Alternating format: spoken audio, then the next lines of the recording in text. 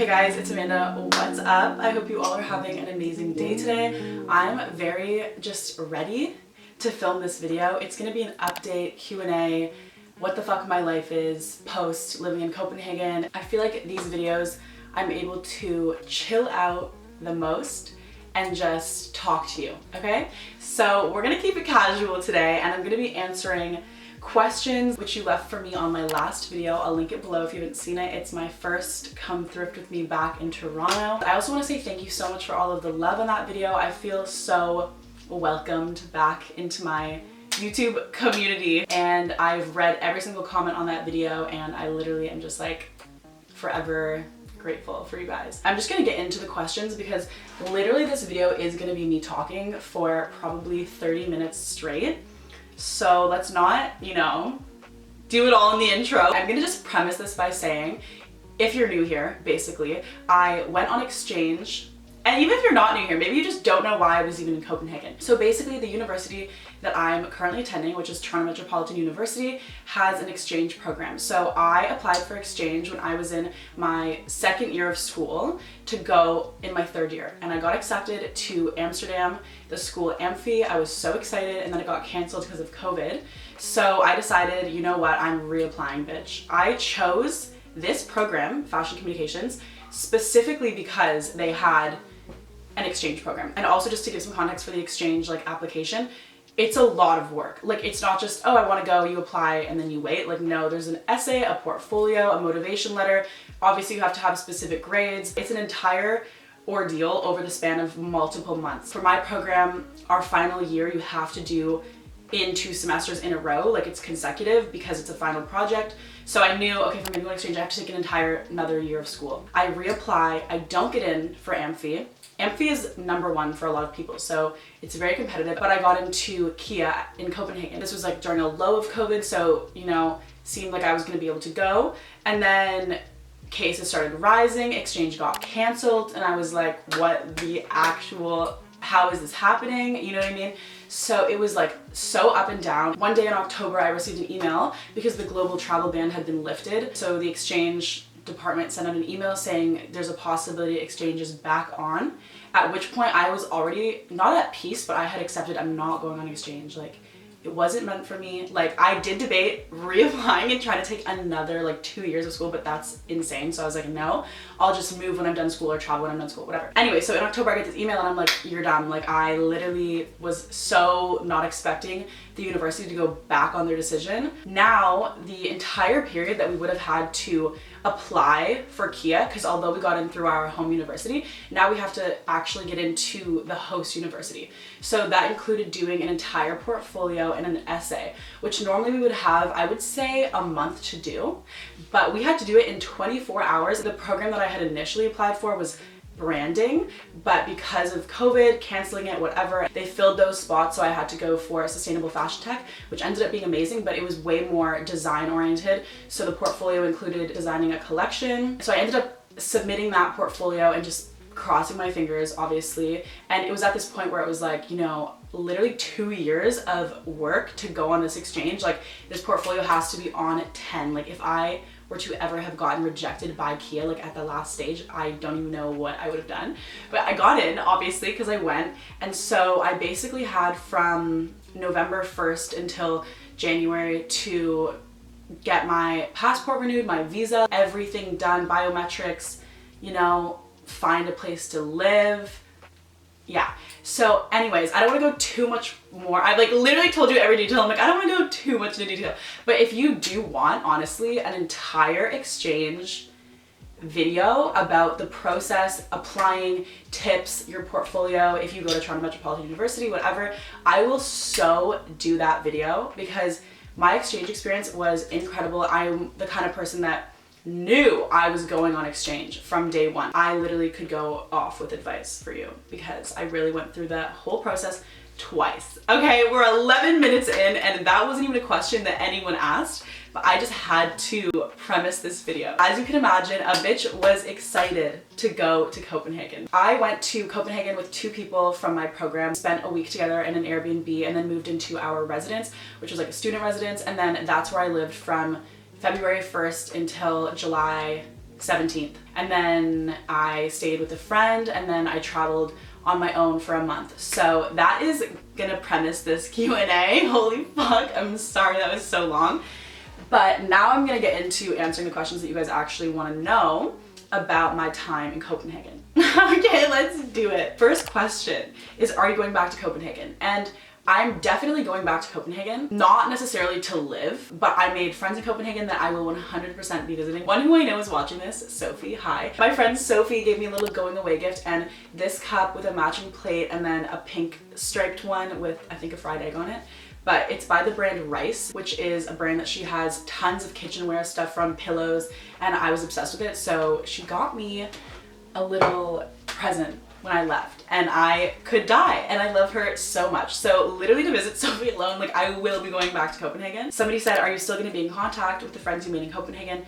Yes, 100%. And not only Danish people, but also other exchange students who I will definitely reconnect with and reach out to when I go where they live. What were your expectations and the highs and lows that you experienced during Copenhagen? I definitely had expectations when I was thinking about going on exchange in Amsterdam, because I had known I was going for so long. I was already looking up cafes and things I wanted to go to, whereas Copenhagen was so quick, like, oh, I'm going, let me get my visa. Toronto was totally locked down during the time that I went to Copenhagen, and then 1 week after I arrived in Copenhagen, every single COVID restriction was lifted. Basically, I didn't have any restriction from February 1st onward. So for me, I would say this wasn't really a low, but it was definitely something that I didn't expect, was, you know, getting back into my routine of being in person in school again. Because initially school was going to be online. I could never have expected that.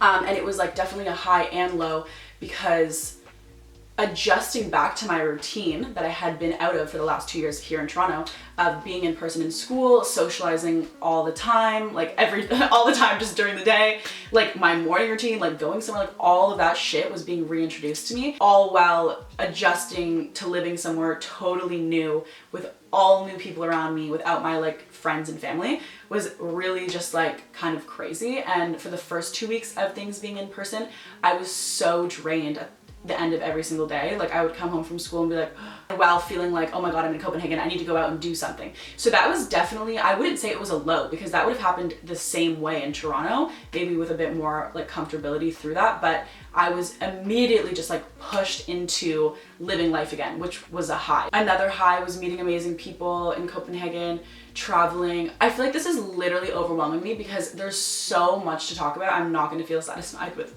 any of my answers. Favorite things I did in Copenhagen. I loved King's Garden so much. Like, basically going to parks and beaches. I think I touched like at least 7 beaches while I was there. I also lived in Amma when I was in Copenhagen, and I was so close to Amma Beach, so I would go all the time. I loved biking around. Biking is the fastest way to get around in Copenhagen, and when I tell people this, I'm like, you don't really get it, because people in Toronto will bike if it's convenient, whereas in Copenhagen, you bike everywhere. Like, it's not even a question. You're going somewhere, you get on your bike and you go. So there's people biking in full heels. Somebody asked places you've been to in Europe. Copenhagen was obviously where I was living, but while I was in school, I visited Barcelona for 1 week, which was amazing, and that was in April. I think that was the best time that I could have gone, because it was not busy at all. There was no tourists, and it was just such a nice break from the weather in Copenhagen, which is very rainy and cold. And then I went to Berlin while I was in school just for a few days. Malmö, Sweden. But like, I don't even know if I would really count as like going to Sweden. I mean, obviously I did, but it was literally for 5 hours. Malmö is 45 minutes away, not even, like 30 by train from Copenhagen. So I just went thrifting. I actually think I have uploaded a thrifting in Malmö video, so I'll link that below. I did a solo travel trip in August. I went through Italy and France. So I flew from Copenhagen to Milan and spent about 5 nights there. I went to Lake Como literally the second day after arriving in Milan, which was incredible. Literally the highlight of my entire life, to be honest. And then I took the train to Florence, and I went to Rome, and then I took a 14-hour night bus to Nice. Actually, was it 14 hours, or am I exaggerating? I think it was like 9. And I spent some time with somebody that I actually met on exchange. His family lives in the south of France, so I stayed with him for, I think, 2 nights, and that was incredible. And then I stayed in a hostel in Nice, but I visited Monte Carlo, this small town called Ise. And then my last stop was Paris, which was also an insanely long night bus. Traveling for me was an incredible experience, especially solo traveling. I feel like I just really solidified a lot of things that I already knew about myself, but was like really able to put into practice while being on my own for such a long period of time. You meet so many people while you're solo traveling. I stayed in hostels the whole time. I really didn't understand how hostels were until I was in them, and I was kind of nervous. I thought it would be like all old men and I would just be like the only one in there, but I actually stayed in all girl hostels and met so many cool people, all students. I swear to God, at the end of it, I wasn't even locking my shit up. Not that I'm advising that, but like you realize that you're literally with people just like you. I can tell you that when I arrived in Milan with my backpack, I had a moment of, what am I doing? Like, why am I alone right now in Italy? Like, nobody that I know is here. But then immediately I was like, okay, this is amazing. And I met people that night that I ended up going to like Como with, and then spending a full night literally staying in this girl's bed because I couldn't get back to Milan. I feel like you can't even go into solo traveling with expectations, because how it shapes you and what you get from it is just like so hard to imagine until you do it and you're back and you've reflected. And now that I've had time to really see that period of my life and be like, wow, I'm even more glad that I did it. Last night, I literally spent the entire night in. It was a Saturday. I'm like, I'm not going out. I'm actually lighting my vanilla fucking candle and putting my diffuser on and putting on my little salt lamp, and I'm gonna read my journal entries from my backpacking trip. And I couldn't have chosen a better thing to do. I'm not joking. I'm like tearing up, like, bitch, I was crying. I was tearing up. I also really recommend journaling through it. I journaled through my entire time in Copenhagen. I would often bring my journal with me as well when I would go out and about and stuff. So there was one morning when I woke up, it was kind of rainy in Nice, and I was like, I'm just gonna go on a little bit of a walk. Went to the beach and it was pretty much deserted. And then all of the lounge chairs that you normally have to pay for, the place where you rent them, was closed because it was raining. So I was like, okay. Sitting on this chair, the water is just like crashing up on me, and I'm just journaling. And should I even read my entry? I think I'm going to. I'm dead. I quite literally can't think of a more perfect place to journal. Sitting on a private beach lounge chair in Nice, this moment is mine. And this is when I was reading Where the Crawdads Sing, so I was kind of just writing about that. Yeah, I loved reading while I was traveling. That was another amazing thing to have when you're solo traveling. Like, bro, I was going out for steak dinners on my own by the end of my solo trip. I already am someone who's really comfortable being on my own, and I really enjoy my own company, to be honest. I feel like after solo traveling, the relationship with myself and spending time with myself has just like elevated to a point where it's just like, it's so solid. Yeah, so definitely recommend journaling if you are solo traveling. That's amazing to be able to look back on, and so necessary, especially for me because I spent so much time in Copenhagen. Being back in Toronto, I was worried that literally my entire experience would feel like a fever dream, because I was literally zapped into another world and then zapped back out. Like, it's kind of insane to comprehend, but for the most part, having my journal makes it, you know, there's fucking proof that I was there, okay? I do want to just end off the portion of this video about Copenhagen by saying going on exchange was, again, the most amazing thing I ever could have done for myself. And if you ever have an opportunity to go on an exchange, it's basically like, I was saying this to my brother this morning. The difference between exchange and moving somewhere is huge, because when you move somewhere, you're moving to that place with all your fucking issues. You're taking your life from one location to another. Whereas exchange, your life is still, like for me, my life was still in Toronto. Everything I own still here. It's almost like you have a period in your life that you don't have to focus on any of the things that you normally focus on when you're living your day-to-day life. And you just get to transport to another location and basically start a new life and live and not worry about the things at home, because you know you're going back. You're just so immersed in this life you're living, which obviously is your life. I'm not saying like, you know, your life is on hold, but it's different in the sense of when you move somewhere, you move with all your shit and then you're there and it's like, okay, life is here now. But on exchange, it's like, oh my God, I'm here for this amount of time. Like, I'm gonna live it to the best, whatever. And then you go back home and you're like, oh, okay, I'm home again.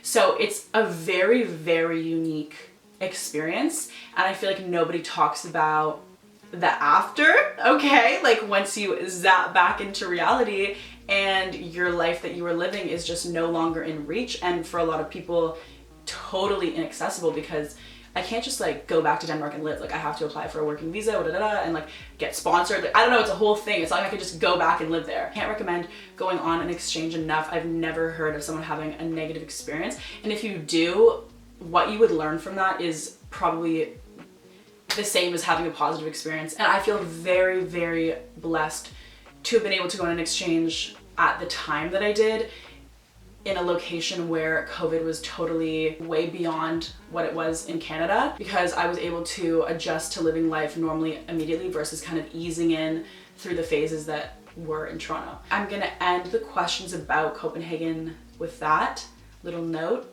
of encouragement to go on exchange and to solo travel if you have the opportunity to.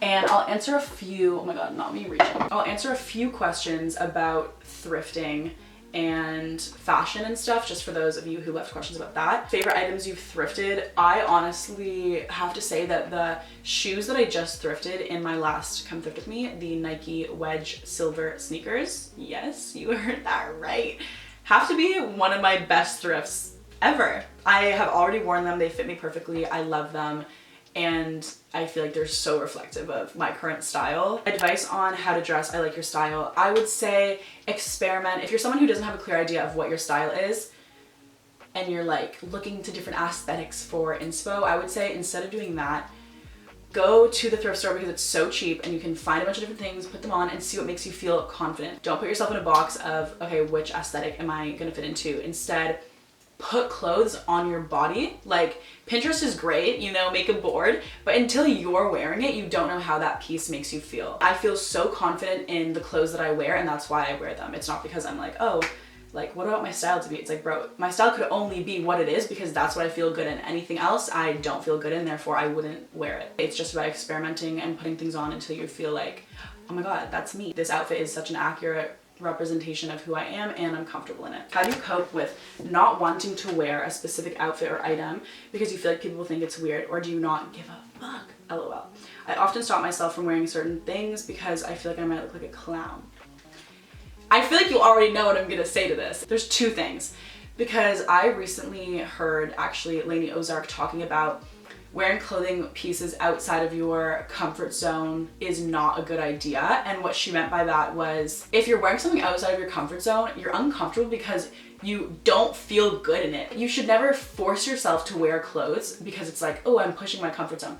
Like, bro, if you pick up a piece of clothing and you're like, I don't know, like, don't wear it. Dressing is so simple when you think about it in the sense of you being the main focus. Like, it has nothing to do with anyone else. So I feel like if you're putting on a piece of clothing and you're like, oh, I kind of might look like a clown to someone else, it's like, I feel like you actually think that you look like a clown. Otherwise, why would what anybody else thinks matter? And maybe that's easier to just say, but I feel like for me, if I put something on and I'm like, oh, this is fucking sick, and someone says, oh, that's so ugly, I would just think, oh, that person has no sense of style. Like, I feel like I need to use food as an example to kind of get my point across, because for me, I love cheesecake, okay? I fucking love it.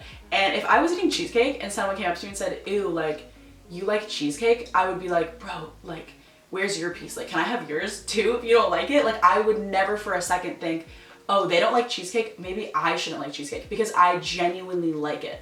So I feel like the same can be said where if you're wearing something that you genuinely like and somebody says they don't like it, you would not give a fuck because you've already established the fact that you like it. And like, why would you take away something that you like because someone else doesn't like it? So I feel like the only reason you'd be feeling like a clown or like feel insecure is if you don't actually genuinely like it and you're dressing in a certain way for other people, and then when those other people don't like it, you're like, oh shit, I don't like it either. You just need to dress for yourself and put on clothes that make you feel good. Because when you feel good, you can't look like a clown. Like, you just look like yourself and you look amazing. Somebody said, do you want to change your style at all while being away for the 7 months? And I don't know if I want to say change. I mean, yes, I'm lying if I say no. Totally. And being somewhere like Copenhagen, you almost become numb to the fact that the outfits are so good. So I could just tell you, when I arrived in Toronto and I felt like Copenhagen streetwear or some shit on Instagram, and I'm like seeing the outfits and I was like, oh shit, like I was literally surrounded by that all the time. When I was in Copenhagen, I was definitely way more inspired to accessorize. People take accessorizing so seriously. I'm not joking, it's crazy. And something specific that I was like dying over were these leather mittens that would have like a huge fur trim. I was definitely inspired while I was there to get a trench coat Everybody wears Adidas Superstars. I almost for a minute was like, oh, maybe I want those, but I actually don't. Somebody asked, will you ever sell thrift bundle outfits? At the moment, no. I don't thrift to sell. Reselling is a full-time job, you know what I mean? So I don't really think that it would make sense for me to try and resell on the side. I do have a Depop, it's 90 Monka. I pretty much just sell my old clothes. Being away for so long and then coming home, there's a lot of clothes that I'm like, okay, I've been away for 7 months. I really can now acknowledge I don't need this piece anymore and I will be selling it. So definitely follow my Depop. I sell individual clothes and I'm down to bundle deals. This is the last question I'm gonna answer and it's kind of along the same lines of one that I already answered.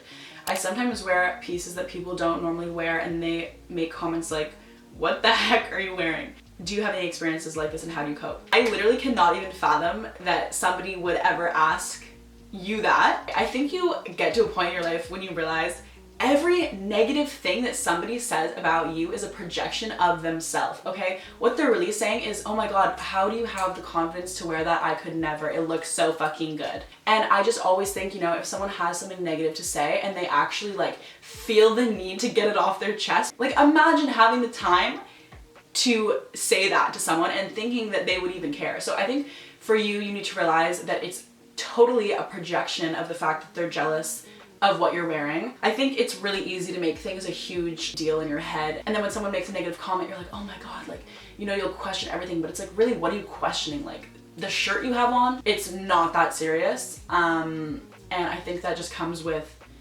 maybe having more confidence in your personal style, which just develops over time. I don't know if when I give advice, it comes off as insensitive. I think it does a little bit, but it's because I feel like I've really just acknowledged the fact, which I think this is the key to living a life that is so unaffected by other people. And that's realizing everybody is just literally projecting onto you with any negative thing that they say.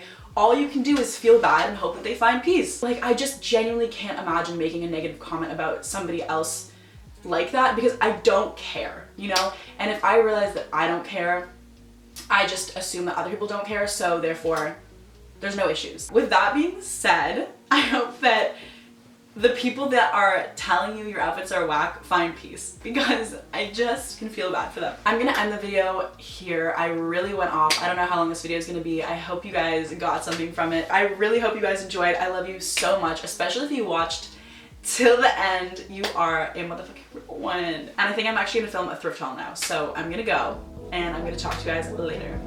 Peace and love.